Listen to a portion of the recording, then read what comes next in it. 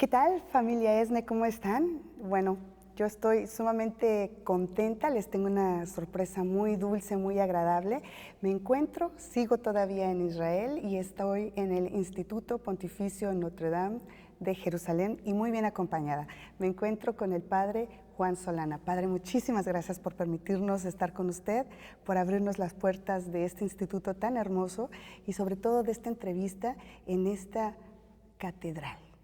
En esta catedral de Notre Dame de Jerusalén, así es. Muchas gracias a ustedes por su visita y por encontrarnos. Yo estoy muy contento de que puedan llegar noticias de Tierra Santa y de Israel a toda América Latina. Así es, Padre, y queremos comenzar preguntándole, porque fue Su Santidad San Juan Pablo II que decide que un mexicano llegue a este instituto. ¿Nos puede platicar cómo fue eso? Pues mira, en primer lugar, el Papa Juan Pablo II tomó una decisión un poco más amplia, que fue encomendar el Instituto Notre Dame de Jerusalén a los legionarios de Cristo. Y bueno, pues mis superiores presentaron, según entiendo, una terna y el Papa me eligió a mí, no sé por qué, pero llegué hace casi 15 años, en estos días cumplo 15 años de haber llegado a Israel y a este centro. Padre, pero no nada más llega para dirigir este centro, sino además para desenterrar una ciudad, Magdala. ¿Cómo sucede eso, Padre? Eso fue una sorpresa que no estaba en mis planes, pero cuando llegué a Israel, la verdad traía yo una situación personal de diversas cosas. Y cuando fui a Galilea por primera vez, estaba yo al lado del mar de Galilea viendo el amanecer y llegó un pescador con su barquita y empezó a pescar ahí enfrente de mí. Y esa escena me conmovió tanto, me iluminó tanto, que empecé a soñar, ¿qué haría yo aquí? ¿Qué haría yo aquí? ¿Qué haría yo aquí? Y después iniciamos un proyecto precisamente en Magdala. Sin saberlo compramos unos terrenos. Era un hotel antiguo que se llamaba Hawaii Beach, de búngalos. Quitamos los búngalos, empezamos a preparar el terreno para hacer el proyecto y, sorpresa de Dios, encontramos la ciudad de Magdala del siglo I, de tiempos de Jesús, precisamente. Ha sido hermosísimo encontrar esta ciudad, muy enriquecedora además, no nada más de manera arqueológica, pero también espiritual, Padre. Es una ciudad que representa muchas cosas para nosotros los creyentes, para los cristianos e inclusive para los no creyentes. Mira, en primer lugar, las ruinas que encontramos, la arqueología es muy importante para el judaísmo. Es una sinagoga, posiblemente la más rica, la mejor conservada sinagoga de la antigüedad, y todo el resto del pueblo. Hay muchas cosas interesantes. Y como queríamos hacer ahí un centro de peregrinación de espiritualidad y con una sinagoga del siglo I, definimos Magdala como una encrucijada de la historia judía y cristiana. Y yo creo que nunca como ahí se encontró la historia del inicio del cristianismo y la historia del judaísmo del Segundo Templo. Me parece muy importante y me parece que nos está dando la oportunidad de aprovechar los hallazgos, el lugar y todo, para establecer una relación nueva con el judaísmo. Tenemos muchísimos visitantes judíos y cristianos, católicos y no católicos, y tenemos con eso una maravillosa oportunidad de actividades, orar juntos, hacer muchas cosas, por no decir cantidad de amistades que hemos hecho ahí, del mundo cristiano en general y del mundo judío también en particular. No, y es que además es hermosísima. Estuvimos nosotros, de hecho yo presencié la Santa Misa, el Padre Kelly la ofició, y es hermoso poder ver de fondo el mar de Galilea y esa barca, ¿no?, que viene a representar tantas cosas, que nos viene a recordar a Pedro. Y usted al principio de la entrevista estaba mencionando la imagen que tuvo de ese pescador. ¿Pensó en Pedro en ese momento, Padre? Bueno, en Pedro específicamente no, pero Si tú abres el Evangelio, por todas partes aparece ese mar. La tormenta, la pesca milagrosa, los pescadores, la barca de Pedro, Jesús caminando en el lago, cantidad de eventos que tienen ese mar como escenario. Entonces, cuando llegó ese pescador aquella mañana, la recuerdo bien, el 16 de noviembre del año 2004. Cuando llegó ese pescador ahí enfrente de mí, estaba amaneciendo. Bueno, me pareció que estaba yo en la antesala del cielo. Hermosísima. Y lo interesante aquí es que un mexicano llama a otra mexicana, una arqueóloga, mujer además, padre. Y qué interesante, Magdalena y una arqueóloga mexicana. Así es. Cuénteme de Carla Zapata. Marcela Zapata.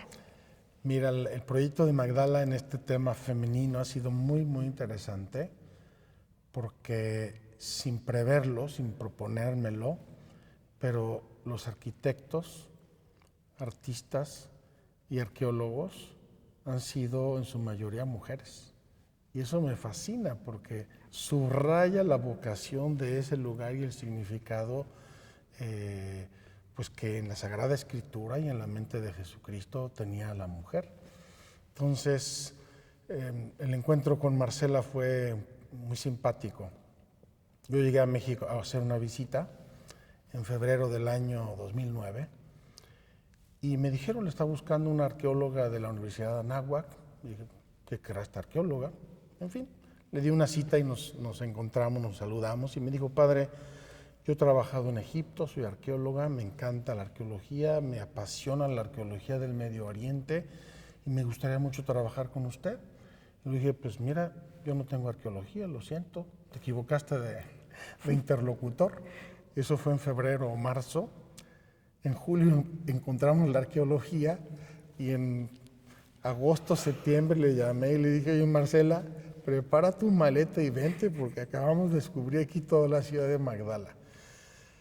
El inicio de nuestra arqueología lo hicimos con la Autoridad de Antigüedades de Israel, pero en cuanto me di cuenta de lo que teníamos, me acordé de Marcela Zapata y le dije, oye, vente. Entonces vino ella en un primer viaje de exploración, vio lo que había y me dijo, padre, vamos a hacer un equipo. De hecho, llamó a otros arqueólogos mexicanos muy importantes, entre ellos Linda Manzanilla, que es la gurú de la arqueología mexicana.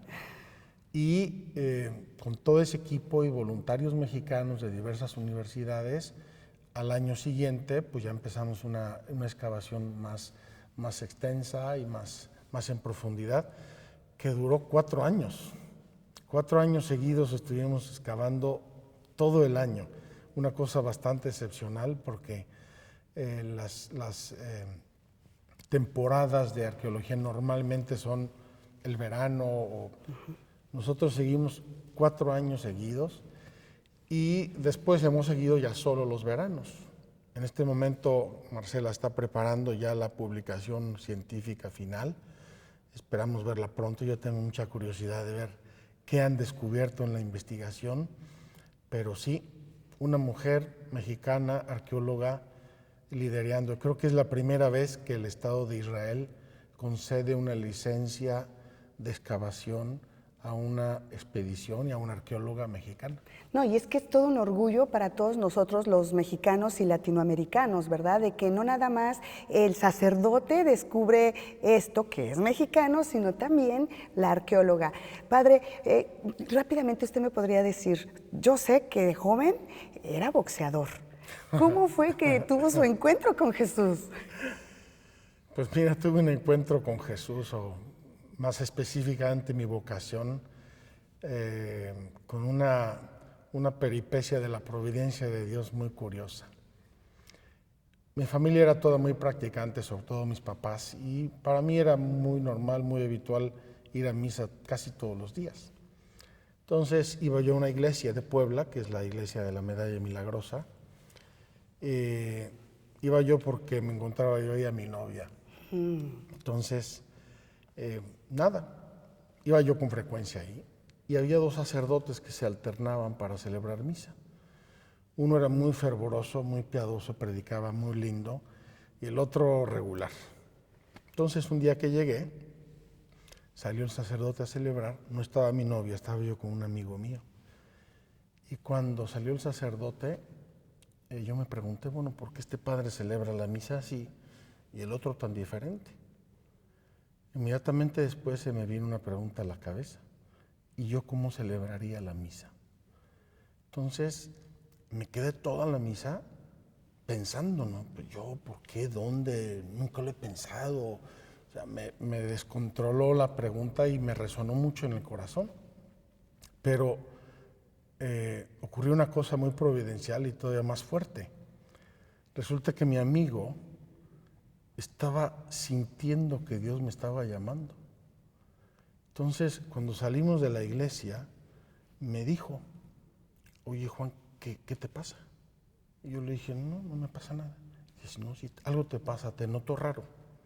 Entonces yo le dije, poco bromeando, pues la verdad sí, le dije, en la misa se me ocurrió una locura.